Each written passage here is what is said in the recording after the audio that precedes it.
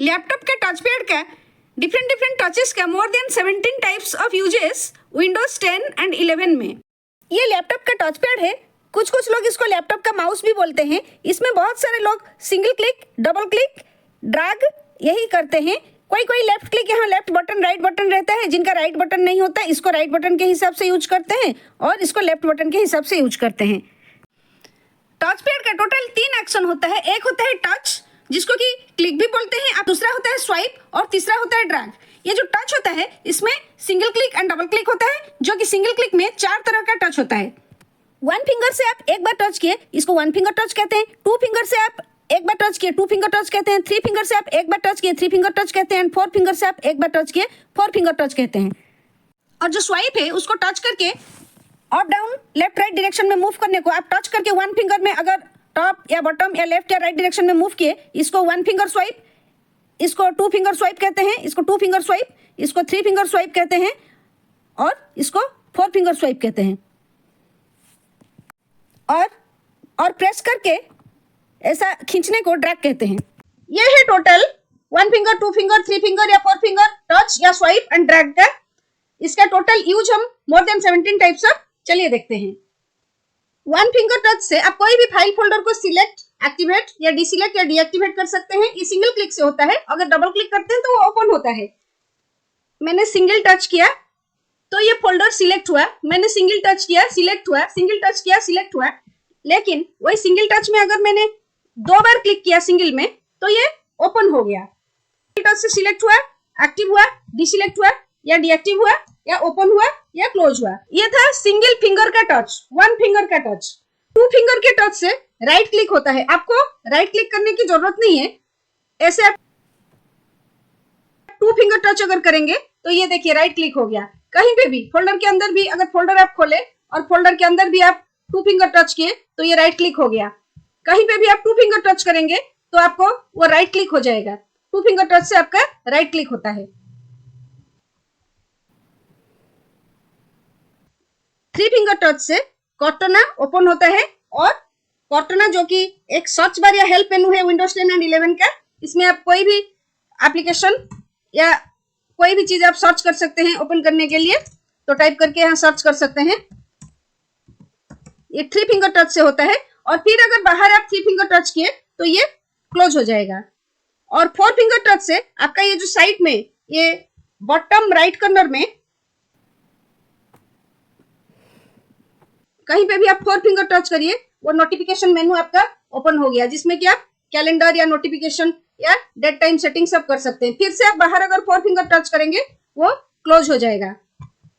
ये था 1 finger, 2 finger, 3 finger and 4 finger touch. अभी देखते हैं स्वाइप।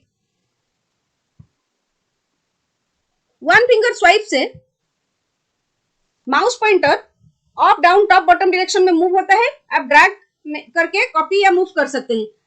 ये देखिए, ये 1 फिंगर स्वाइप चाहे टॉप डायरेक्शन में चाहे बॉटम डायरेक्शन में या लेफ्ट या राइट, 1 फिंगर आप ये स्वाइप कर रहे हैं, इसको 1 फिंगर स्वाइप कहते हैं। अब अगर 1 फिंगर आप स्वाइप करते हैं तो लेफ्ट राइट या टॉप बॉटम डायरेक्शन में तो ये माउस मूव होता है। और अगर आप उसको क्लिक करके ड्रैग करते हैं तो फाइल या फोल्डर मूव और कॉपी होता है। इसको मैं क्लिक करके ड्रैग की तो मूव हो रहा है 1 फिंगर स्वाइप से। और अगर कंट्रोल की प्रेस करके मैं ड्रैग किया तो ये कॉपी हो गया। 2 फिंगर स्वाइप से स्क्रॉल होता है, जो स्क्रॉल बार होता है top bottom left right direction में स्क्रॉल होता है and zoom in and zoom out होता है।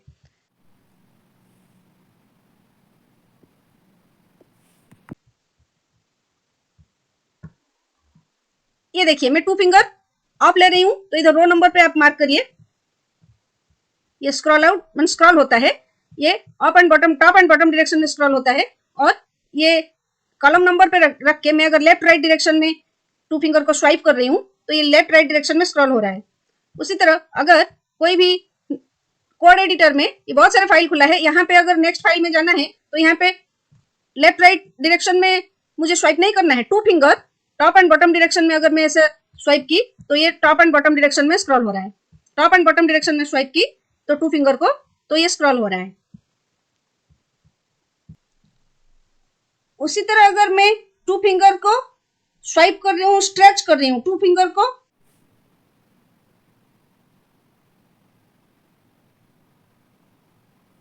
स्ट्रेच कर रही हूँ आउटवर्ड डायरेक्शन में, तो ये जूम इन हो रहा है, और इनवर्ड डायरेक्शन में पिंच कर रही हूँ या स्क्वीज कर रही हूँ तो ये जूम आउट हो रहा है।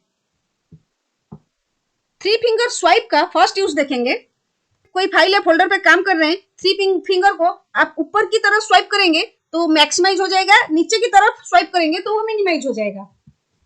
ये 3 फिंगर ऊपर की तरफ स्वाइप किए, 3 फिंगर नीचे की तरफ स्वाइप किए। एप्लीकेशन पे अगर आप काम कर रहे हैं, उस एप्लीकेशन को मैक्सिमाइज मिनिमाइज करना है तो 3 फिंगर से आप नीचे की तरफ अगर स्वाइप किए वो एप्लीकेशन मिनिमाइज हो गया, ऊपर की तरफ स्वाइप किए वो एप्लीकेशन मैक्सिमाइज हो गया। उसी तरह अगर आप मल्टीपल फोल्डर्स, फाइल्स या मल्टीपल एप्लीकेशंस टास्क बार में खोल के रखे हैं, सबको एक साथ मैक्सिमाइज या मिनिमाइज करने के लिए भी 3 फिंगर स्वाइप यूज होता है। आप अगर ऊपर की तरफ स्वाइप किए तो ये सारे एप्लीकेशन एक साथ मिनिमाइज हो गया, फिर नीचे की तरफ स्वाइप किए, सब एप्लीकेशन जिस एप्लीकेशन पे है वो करंट मैक्सिमाइज हो गया। अगर आप बहुत सारे एप्लीकेशन खोल के रखे हैं और आपको सबको एक साथ मिनिमाइज करके डेस्कटॉप देखना है, आप तो एक एक करके सबको मिनिमाइज नहीं कर सकते। 3 फिंगर डाउनवर्ड डायरेक्शन में एक बार आप स्वाइप करेंगे तो पूरा सब कुछ मिनिमाइज होकर आपका डेस्कटॉप शो करेगा। आप बहुत सारे एप्लीकेशन खोल के रखे हैं, आपको सबको एक साथ मिनिमाइज करना है, 3 फिंगर आप नीचे की तरफ स्वाइप करेंगे तो सब एक साथ मिनिमाइज हो जाएगा। एक साथ आप बहुत सारे एप्लीकेशंस, फाइल्स, फोल्डर्स अगर आप खोल के रखे हैं और आप स्विच करना चाहते हैं, जो कि हम विंडोज टैब मार के स्विच करते थे, तो लेफ्ट टू राइट स्विच करने के लिए भी आप एक साथ 3 फिंगर ऊपर की तरफ स्वाइप किए, ये सारे एप्लीकेशन आपका छोटे एरिया में खुल गया। आप जिसमें स्वाइप करना चाहते हैं आप उसमें स्वाइप कर सकते हैं। इसमें आप नया नया वर्चुअल डेस्कटॉप भी आप ऊपर की तरफ 3 फिंगर स्वाइप किए और यहाँ क्लिक करके नया नया वर्चुअल डेस्कटॉप भी खोल सकते हैं, और डेस्कटॉप के बीच में भी आप स्विच कर सकते हैं। ये हमारा डेस्कटॉप 1 है, डेस्कटॉप 2 में कुछ नहीं है, 3 में कुछ नहीं है, डेस्कटॉप 1 में हमारा काम हो रहा है। हम डेस्कटॉप 1 में क्लिक किए, हम डेस्कटॉप 1 में आ गए, फिर 3 फिंगर्स ऊपर की तरफ स्वाइप किए और डेस्कटॉप 2 में क्लिक किए। देखिए डेस्कटॉप 2 में नीचे हमारा कुछ भी एप्लीकेशन खुला नहीं है।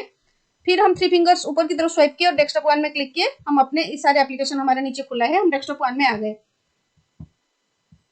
जैसे हम मल्टीपल वर्चुअल डेस्कटॉप ओपन किए, उसी तरह 3 फिंगर स्वाइप करके हम इसको क्लोज भी कर सकते हैं, ओपन भी कर सकते हैं, और मल्टीपल वर्चुअल डेस्कटॉप 3 फिंगर ऊपर की तरफ स्वाइप करके हम उसको क्लोज भी कर सकते हैं।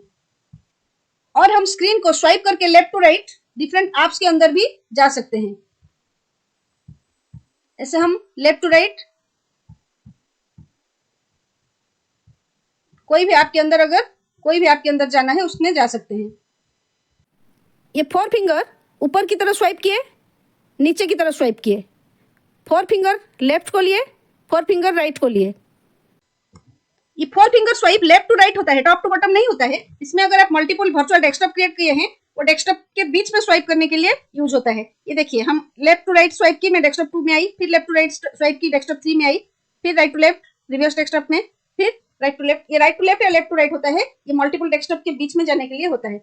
अगर आपको टच पैड के बारे में और कुछ ज्यादा पता है तो नीचे कमेंट सेक्शन में कमेंट करिए, ताकि मेरा भी नॉलेज बढ़ सके। मिलते हैं अगले वीडियो में, तब तक के लिए नमस्ते, बाय।